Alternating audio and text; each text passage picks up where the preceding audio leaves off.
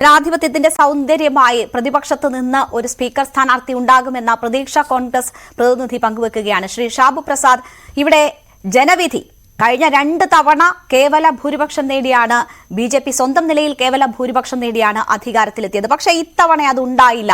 അതൊരു ജനവിധിയാണ്. പക്ഷേ അത് അംഗീകരിക്കാൻ ഇപ്പോഴും തയ്യാറാകുന്നില്ല NDA സർക്കാർ എന്നത് വേണമോ ഈ സ്പീക്കർ തെരഞ്ഞെടുപ്പിലുള്ള ഈ പിടിവാശി കൂടി സൂചിപ്പിക്കുന്നത്? അല്ല, താങ്കൾ പറഞ്ഞ ആ ഒരു വാചകം എനിക്ക് മനസ്സിലായില്ല.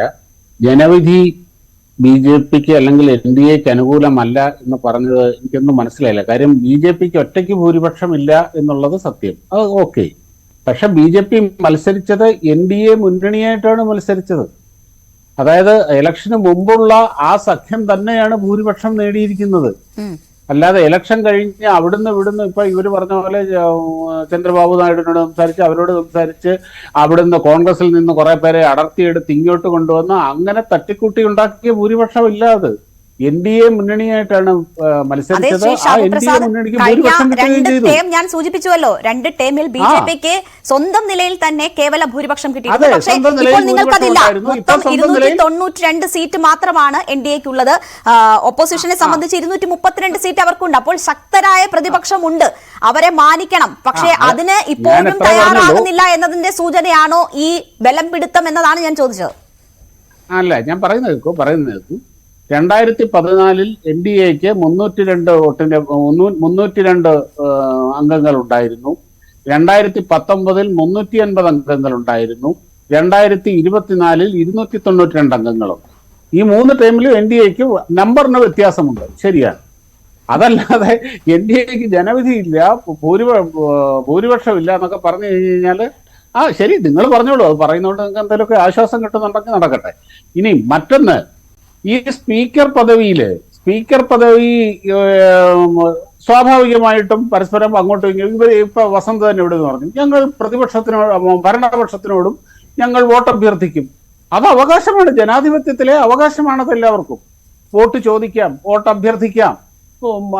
അതുപോലെ തെരഞ്ഞെടുപ്പ് വരികയാണ്, തെരഞ്ഞെടുപ്പിൽ മത്സരിക്കാം. അതിനെന്താ, നല്ല കാര്യമാണത്. ജനാധിപത്യത്തിന്റെ സൗന്ദര്യം തന്നെയാണ്. മത്സരിക്കട്ടെ, കോൺഗ്രസ് പ്രതിപക്ഷമാണ്, അവർ മത്സരിക്കട്ടെ, അവർക്ക് മത്സരിക്കാനുള്ള എല്ലാ അവകാശങ്ങളുമുണ്ട്.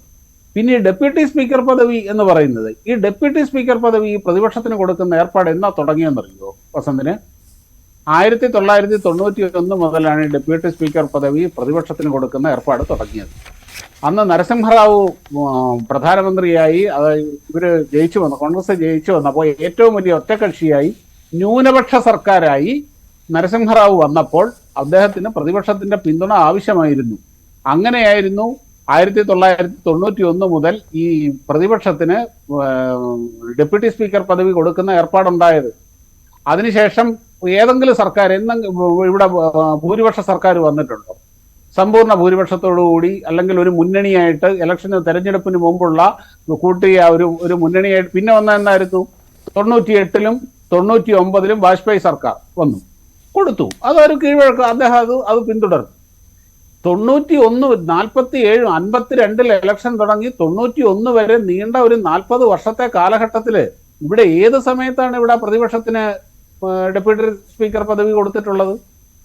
അതന്നത്തെ കോൺഗ്രസ് സർക്കാരിന്റെ നയമായിരുന്നു, തീരുമാനമായിരുന്നു. ഷാബു പ്രസാദ്, അങ്ങനെ പ്രതിപക്ഷത്തെ ഏറ്റവും വലിയ ഒറ്റ കക്ഷിക്ക് ഡെപ്യൂട്ടി സ്പീക്കർ സ്ഥാനം കൊടുക്കണമെന്ന് നിയമമൊന്നുമില്ല. പക്ഷേ അങ്ങനെ ഒരു കീഴ്വഴക്കമുണ്ട്. ഇപ്പോൾ നിങ്ങൾക്ക് വലിയ ഒരു ജനപിന്തുണ ലഭിച്ച് കഴിഞ്ഞ 2 ടേമിലെയും പോലെ അധികാരത്തിലെത്താൻ കഴിഞ്ഞില്ല. അതുകൊണ്ടാണല്ലോ നിങ്ങളുടെ പക്ഷത്ത് നിന്ന് തന്നെ കേന്ദ്രമന്ത്രിമാർ സമവായ ചർച്ചകൾക്ക് പ്രതിപക്ഷ പാർട്ടികളെ സമീപിച്ചത്, അവരുടെ പിന്തുണ തേടിയത്. അങ്ങനെ ഒരു സാഹചര്യം ഇക്കുറി ഉണ്ടായല്ലോ. അപ്പോൾ അവിടെ ചില സമവായങ്ങൾ ആയിക്കൂടെ എന്നതാണ് ചോദ്യം.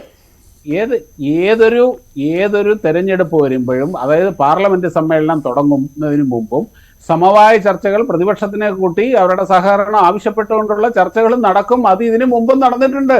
2019 2014 ശേഷം അധികാരത്തിൽ വന്ന സർക്കാരും ഓരോ പാർലമെന്റ് സമ്മേളനം തുടങ്ങുന്നതിന് മുമ്പും പാർലമെന്റ് നടപടിക്രമങ്ങൾ വരാൻ പോകുന്ന പാർലമെന്റ് നടപടിക്രമങ്ങളുടെ കാര്യങ്ങളെപ്പറ്റി പ്രതിപക്ഷവുമായി ചർച്ച ചെയ്യും, അവരുടെ സഹകരണം തേടും. ഇവിടെ നടക്കുന്ന കാര്യങ്ങളാണ്. അല്ലാതെ ഇപ്പം ഈ NDAക്ക് ഇത്തിരി ഭൂരിപക്ഷം കുറഞ്ഞപ്പോൾ പൊട്ടിമുളച്ചു വന്ന ഏർപ്പാടൊന്നും അല്ലാതെ. അത് എന്നുള്ളതാണ് വസന്ത, എന്നുള്ളതാണത്. അതില്ല. നോക്കൂ.